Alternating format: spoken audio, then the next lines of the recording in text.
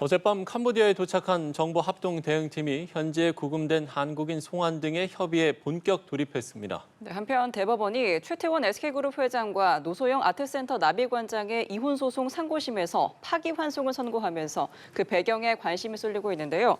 두 소식 홍정석 변호사와 함께 자세히 다뤄보도록 하겠습니다. 안녕하십니까? 안녕하세요. 예. 자, 먼저 캄보디아 사태에 대해서 이야기를 나눠보겠습니다. 정보 합동 대응팀이 캄보디아에서 본격적인 활동에 들어갔습니다. 김진아 외교부 차관이 캄보디아 측에 강한 우려를 전달을 했고 또 캄보디아 총리는 한국인 사망에 유감을 표한 상황인데 일단 이런 상황에서 자국민을 송환하는데 어떤 절차나 조건이 있는 겁니까? 예, 어쨌든 지금 캄보디아 그 영토에 있는 지금 우리나라 국민들이기 때문에 예. 강제로 우리가 그 캄보디아에 들어가서 기본적으로 우리 국민을 데려올 수는 없습니다. 다만 이제 두 가지 방법이 있을 텐데 하나는 캄보디아에서 우리 국민들을 추방하는 방안이 있을 테고 두 번째는 이제 범죄인 인도 조약에 따라서 우리나라 국민들을 보내주는 그런 협약을 맺은 나라와 그렇게 진행이 될 수 있는데요. 지금 이 경우는 사실 구금이 돼 있기 때문에 범죄인으로서 구금이 돼 있는지 아니면 어떠한 사안으로 구금이 돼 있는지 아직 명확치는 않지만 범죄인으로 가정했을 때는 범죄인 인도 조약에 따라서 송환 조치를 할 수 있을 것으로 보입니다. 네, 송환 후에 조사가 이루어진다면 그렇다면 한국인 대상 범죄에 대해서 구체적인 실체를 좀 알 수 있을지 앞서 일부는 귀국 의사를 밝혔지만 남겠다는 입장을 밝힌 사람들도 다수라고 전해 들어오고 있거든요. 맞습니다. 좀 이유는 뭐겠습니까? 거기 있는 사람들마다 본인이 범죄에 가담한 정도도 다르고 그리고 본인의 사정도 다를 것 같습니다.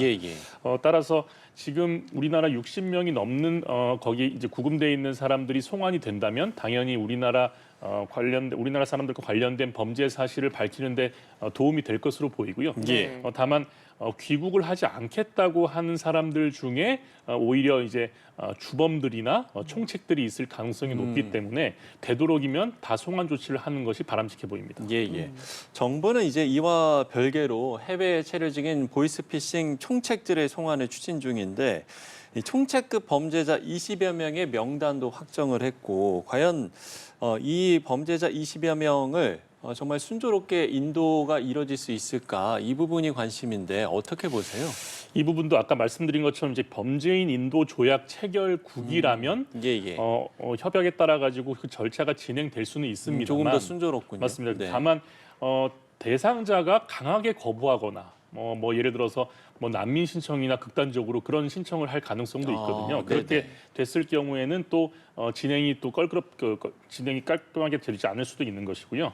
따라서 제가 볼 때는 인도 절차가 상황마다 틀릴 것 같고 그리고 또 특히나 중국이나 이런 국가에서 데려오는 것에 대한 절차나 이런 것들이 좀 더 복잡할 가능성이 있기 때문에 지금 그리고 범죄에 지금 노출이 된 사람들 대상이지 않습니까? 그래서 이런 부분들을 고려했을 때 순탄치는 않을 것 같다는 게 제 생각입니다. 결국에는 이제 우리가 강제할 수 있는 건 아닌 거군요. 맞습니다. 네, 알겠습니다. 자, 캄보디아에서 숨진 대학생 사건, 현지 경찰이 시신을 부검할 계획이고 장기 매매 피해 여부도 조사 대상이라고 합니다.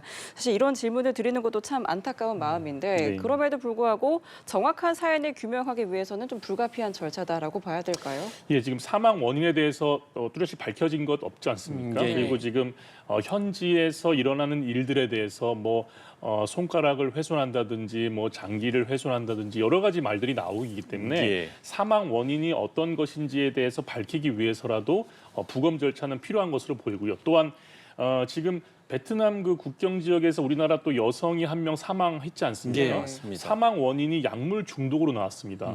그래서 캄보디아에서 지금 약물을 사용해서 이런 범죄를 종용하고 심지어 고문하는 사례도 이제 발견이 되고 있기 때문에 그런 점들을 고려했을 때도 약물 중독 같은 가능성을 보기 위해서 부검의 필요성은 있다. 이렇게 보고 싶습니다. 자, 그런가 하면 경찰이 국내 대포 통장 모집 조직을 추적하고 있는데 앞서 이제 피살된 대학생 통장에 범죄 수익금 수천만 원이 입금이 됐다가 인출된 정황을 확인을 했는데 이런 이제 자금 흐름으로 자금 연루자들을 찾아낼 수 있는 겁니까? 이게 이제 굉장히 쉬운 작업은 아닐 겁니다. 왜냐하면 지금 인출은 다 된 상태고 그리고 범죄 수익 보전도 안 되는 상태지 않습니까? 경찰 관계자에 따르면 이제 최소 3명 이상이 관련이 돼 있다. 이렇게까지는 발표를 했는데 그 뒤에 현금 인출기나 다른 대포 통장 이체 등을 통해서 돈 세탁이 상당히 진행됐을 가능성이 있다. 또 이런 멘트를 했거든요. 예, 예. 이런 것들을 종합적으로 봤을 때는 물론 추적은 되겠습니다만 그것이 해외로 나갔거나 다른 대포 통장을 활용해서 이런 자금 이체가 이루어졌다면은 그 당사자를 밝히는 게 그렇게 쉬운 일은 아닌 것 같습니다. 네. 자, 이번 사건의 배후로 캄보디아 범죄 단지를 실질적으로 지배하는 것으로 알려진 중국의 조직 삼합회가 자주 거론이 되고 있는데 사실 이제 중국 내 단속을 피해서 캄보디아, 라오스 등 동남아 전역으로 옮겨간 조직이잖아요. 그렇다면 이 정도 규모라면 한국과 캄보디아만의 그런 단속만으로는 좀 어렵겠죠. 사실 굉장히 영화 같은 얘기고 저도 이번에 예. 보고 좀 놀랐는데 네. 지금 중국 그 삼합회라는 범죄 조직이 활동한 것은 굉장히 오래된 것 같습니다. 그리고 중국에서도 이런 문제점을 이미 인지를 하고 공안부는 2023년부터 미얀마부터 해서 경찰과 협조를 해서 지금 이런 범죄자들을 잡아서 송환하고 있거든요. 예, 예. 그리고 좀 더 들여다보시면은 좀 더 거슬러 올라가면 중국은 14년 전부터 이런 스캔 범죄나 이제 보이스피싱 관련한 범죄를 인지하고 그 동남아 국가들과 온라인 사기 소탕 작전에 들어갔었습니다. 따라서 우리나라도 지금 190여 개국에 대한 전수 조사를 하겠다고 했지 않습니까? 이런 전수 조사를 비롯해서 이런 범죄 조직을 소탕하기 위해서는 중국의 사례에서도 알 수 있듯이 예, 예. 우리나라 혼자서는 할 수가 없다. 이렇게 네. 보고 싶습니다. 예. 정부가 캄보디아 일부 지역에 대해서 오늘 0시부터 여행경보 4단계인 여행 금지를 발령을 하고 또 다른 여타 지역에 대해서도 기존의 여행 경보를 상향 조정하기로 했습니다. 네. 만약에 이렇게 여행 금지가 발령된 해당 지역에 방문을 하거나 체류를 하게 되면 이게 어떤 처벌을 받게 되는 겁니까? 우리나라 여권법에 이제 이 내용이 규정이 돼 있는데요. 네네. 여행 그 경보가 1단계부터 4단계까지 있습니다. 예. 1단계부터 3단계까지는 사실 처벌 조항은 없고요. 어. 이번에 발령된 4단계는 처벌 조항이 있습니다. 따라서 여권법 26조 30조에 따라서 1년 이하의 징역이다 1천만 원 이하의 그 지역을 여행했을 때 적발이 되면 예, 예. 이런 형에 처해질 수 있기 때문에 그것도 고려가 돼야 되고 그리고 만약에 이렇게 여행 경보 4단계 지역을 갔을 경우에는 향후에 여권 발급도 제한이 됩니다. 아, 예. 네, 알겠습니다. 자, 범죄 단지가 밀집한 캄보디아 시아누크빌 지역에 경찰이 이제 코리안 데스크 설치를 추진되고 있는데 경찰청이 이제 코리안 데스크 형태가 가장 효과적인 걸로 보고 있어요. 근데 뭐 일각에서는 이미 늦었다는 지적도 있던데 네. 실효성을 좀 어떻게 보십니까? 말씀하신 것처럼 조금 늦은 감이 없지 않아 있고요. 다만 그 시아누크빌 지역이 이제 보이스피싱이나 이번에 이제 로맨스 스캠 그런 조직의 거점 중에 하나라고 합니다.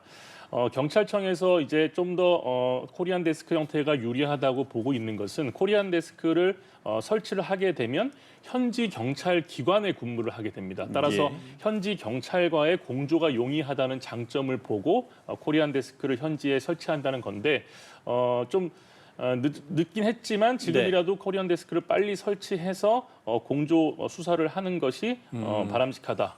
이렇게 보입니다. 예. 네. 공조사도 빠르게 좀 진행이 됐으면 좋겠고요. 또 국민들도 이번 일을 계기로 좀 경각심을 가졌으면 좋겠다라는 생각을 가져봅니다. 자, 이번엔 세계 이원으로 불리는 최태원 SK그룹 회장과 노소영 아트센터 나비관장의 소송에 대해서 이야기를 나눠볼 텐데 대법원이 최 회장이 노 관장에게 재산 분할로 1조 3,808억 원을 지급하라 이런 이제 항소심을 다시 이제 심리하라고 서울 고등법원에 이제 돌려보냈잖아요. 네. 그러면 이 부분을 그냥 간단하게 봤을 때는 최 회장에게 좀 유리한 판결이다 이렇게 보면 되겠습니까? 어떻습니까? 기본적으로 파기환송이라는 거는 대법원에서 볼 때 2심 판결이 잘못됐다 이런 개념이거든요. 근데 예. 어느 누구에게 유리하냐는 이제 대법원의 파기환송 취지를 봐야 됩니다. 그런데 이번에는 파기환송 취지를 보면 어느 정도 최태원 회장에게 유리한 쪽으로 파기환송 취지의 내용이 되어 있기 때문에 네네. 기본적으로는 최태원 회장 쪽에 조금 더 유리한 판결로 아하. 보시는 게 맞을 것 같습니다. 네, 그러니까 2심에서 1조 4천억 원에 가까운 재산 분할에 노태우 전 대통령의 비자금 300억 원 지원이 근거가 된 건데 2심 재판부는 이 300억 원 비자금이 SK 성장의 종자돈이 됐다라고 봤지만 대법원의 이를 인정하지 않았습니다. 이 차이를 좀 어떻게 이해를 할까요?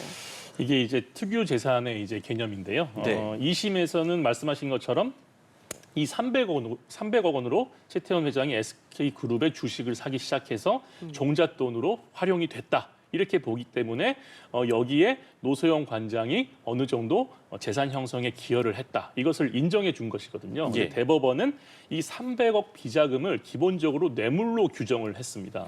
뇌물이라는 것은 범죄 대상 금액이기 때문에 그것을 우리는 법률 용어로 이제 불법 원인 급여라고 합니다. 네. 불법 원인 급여는 이런 반사회적인 그런 개념에 속하기 때문에 법의 보호를 받을 수가 없습니다. 일례로 제가 어떤 도박을 많이 해가지고 돈을 많이 땄는데 그 돈을 어떤 사람에게 빌려줬지 않습니까? 그렇더라도 제가 빌려줬지만 그 돈에 대해서 권리를 주장할 수가 없게 되는 겁니다. 그러니까 불법적인 행위로 인해서 발생한 돈에 대해서는 권리를 주장할 수 없듯이 이번 대법원에서는 그 권리를 주장하는 것을 넘어서 그 돈으로 활용된 재산에 대해서도 본인의 권리를 주장할 수 없다고 이렇게 법리를 설치한 거거든요. 따라서 예. 이런 부분을 봤을 때는 그 2심 재판부와 대법원의 판단의 근거 자체가 명확히 틀린 것인데요. 그런데 2심에서는 그런 300억에 대한 출처의 그런 존재를 인정을 한 건데 그게 불법 행위로 인한 돈이었는지를 판단을 안 한 반면에 대법원에서는 이 개념을 들여와서 불법 원인 급여로 봤기 때문에 이것이 배척이 됐고 따라서 파기 환송이 된 것으로 보입니다. 예. 지금 이제 특유 재산에 대한 부분을 이야기를 해주셨잖아요. 네. 그 특유 재산이 어떤 건지도 좀 설명을 해주시면 좋을 것 같은데요. 예, 특유 재산은 쉽게 말씀드리면 결혼하기 전부터 한쪽 당사자가 가지고 있었거나 부모가 그 어느 정도의 형성된 재산으로 그 재산이 이미 그 당사자한테 갖는 돈을 얘기하는 겁니다. 그러니까 예, 즉 예. 결혼 생활 중에 어떠한 행위로 인해서 그 재산이 늘어나지 않는 범위의 재산을 특유 재산이라고 하거든요. 그러니까 예, 예. 이런 경우에도 이제 최태원 회장 같은 경우에는 이 선대 회장이 어느 정도 기업을 형성을 했지 않겠습니까? 결혼하기 전에. 그러면 최태원 회장의 선대 회장이 형성된 돈에 대해서는 특유 재산으로 인정이 되는 것이죠. 예. 그 부분은 이제 쉽게 말씀드린 거고 특유 재산을 구분하는 게 굉장히 어려운 작업이 될 수도 있거든요. 그래서 특유 재산에 대해서 판단을 안 한 이유는 네. 기본적으로 파기환송을 했고 이 300억이라는 돈이 특유 재산 형성의 종잣돈이 아니라고 판단을 했으니 이제 그 특유 재산의 판단은 파기환송심에 가서 하라는 취지의 대법원 판결입니다. 따라서 예. 대법원에서 특유 재산에서 판단을 안 했다고 해서 어떠한 그 판단의 기준이 내려진 것은 아니고 이제 항소심에 가서 다시 판단을 받아야 될 것으로 보입니다. 예, 그러면 결국에 항소심에서 이 특유 재산 이 부분을 두고 양측의 치열한 공방이 이어질 가능성도 있겠네요. 이제 노소영 관장 측에서는 300억이란 돈이 2심에서 인정받는 바람에 네. 특유 재산에 대한 본인의 기여를 인정받은 건데 이 부분을 인정을 못 받았기 때문에 이제는 300억 원이 아닌 다른 돈이나 어떤 재산이 본인이 결혼 중에 충분히 기여를 한 재산의 대상이 된다는 것을 강하게 주장할 것으로 보이고요. 예, 예. 반면에 최태원 회장 측은 이렇게 대법원에서 이제 그 종잣돈의 존재를 인정해주지 않지 않았습니까? 따라서 이 돈으로 SK 주식이 형성된 것도 아니고 애초부터 이 사업체는 선대 회장 때부터 이미 매우 커져 있는 상태였기 때문에 노소영 관장이 기여한 부분은 없다 이렇게 또 주장을 할 것이기 때문에 제가 볼 때는 다시 원점에서 엄청나게 치열한 다툼이 벌어질 것으로 보입니다. 네. 자, 한편 위자료 20억 원은 그대로 유지가 됐는데 20억 원이라는 규모가 이혼 소송에서는 보기 드문 규모이잖아요. 대법원이 좀 이 부분을 유지한 이유는 뭐겠습니까? 이번 대법원에서 이 부분을 인정한 그 이유는 말씀하신 것처럼 이혼 소송에서 위자료는 사실 수천만 원 수준입니다. 네네. 제가 제일 많이 본 금액이 5천만 원 정도였는데요. 20억 금액은 위자료 굉장히 이례적이죠. 그러니까 예. 이혼 소송이 아니더라도 예를 들어서 교통사고나 살인사건에서 사람을 죽인 경우에도 위자료는 1억 원을 왔다 갔다 하는 수준이고 이 예. 20억이라는 위자료는 사실 통상적인 우리 국민들에게 떨어지는 위자료 판결 금액은 아닌 것으로 보시면 되고요. 예. 제가 볼 때 대법원에서 20억에 대한 위자료를 유지한 이유는 그 예전에 그 노소영 관장이 최 회장의 동거인인 김희영 이사장을 상대로 손해배상 소송을 제기한 적이 있거든요. 거기서 인정된 위자료도 20억이었습니다. 따라서 거기서 판결에 나온 내용들을 보면 재산 상태나 경제 규모도 고려해야 된다고 판시를 했거든요. 예. 대법원에서는 그 부분도 어느 정도 감안을 했을 것이고, 그리고 이번에 이혼과 20억은 확정이 되지 않았습니까? 근데 20억 위자료까지 파기환송을 하게 되면 이혼만 확정되게 되는 약간 너무 많은 부분에 대해서 파기환송이 되기 때문에 그 부분도 고려가 돼서 이혼과 위자료는 확정을 하고 재산 분할만 파기환송시킨 그런 측면도 있지 않나 싶습니다. 예. 재산 분할 그 부분을 지금 이제 이야기를 해주셨으니까요. 사실 1심과 2심이 그 금액이 워낙 많이 차이가 나서요. 네. 그럼 결국에는 이 고등법원에서 이 재산 분할액도 재조정될지가 관심인 것 같습니다. 네. 이 부분은 어떻게 전망하세요? 아까 초반에 말씀드린 것처럼 기본적으로 노소영 관장의 최태원 회장의 그 주식 그 사는 300억에 대한 기여를 인정을 안 하는 취지로 대법원이 결정을 했기 때문에 일단 어느 정도 줄어드는 것은 필연적으로 보입니다. 다만 아까 말씀드린 것처럼 노소영 관장이 어떤 다른 자금 출처를 찾거나 아니면 본인이 이 최태원 회장의 SK그룹이라는 곳을 형성하고 발전시키는 데 있어서 본인의 기여분을 또 새로운 관점에서 찾아서 주장을 하게 된다면 또 어떤 결과가 이루어질지 모르겠지만 기본적으로는 2심의 결과보다는 좀 많이 낮은 수준으로 결정되지 않을까 싶습니다. 네, 지금 이번 소송이 벌써 8년 넘게 이어지고 있잖아요. 파기환송심 결과까지 나오려면 좀 기간이 얼마나 더 걸리겠습니까? 지난번 항소심 기간도 보면은 1년 한 6개월 정도 걸렸던 것 같거든요. 예. 네, 그래서 근데 이번에도 지난번 항소심 때만큼의 다툼이 벌어질 것으로 제가 볼 때는 예상이 되기 때문에 통상적으로 이런 이혼 소송이 아니더라도 파기환송심은 길어야 3개월에서 한 6개월 정도면 끝나거든요. 근데 제가 볼 때 이번 소송도 지난번 항소심 때와 마찬가지로 1년 반 정도 시간이 걸릴 것으로 제가 볼 때는 예상이 됩니다. 예, 알겠습니다.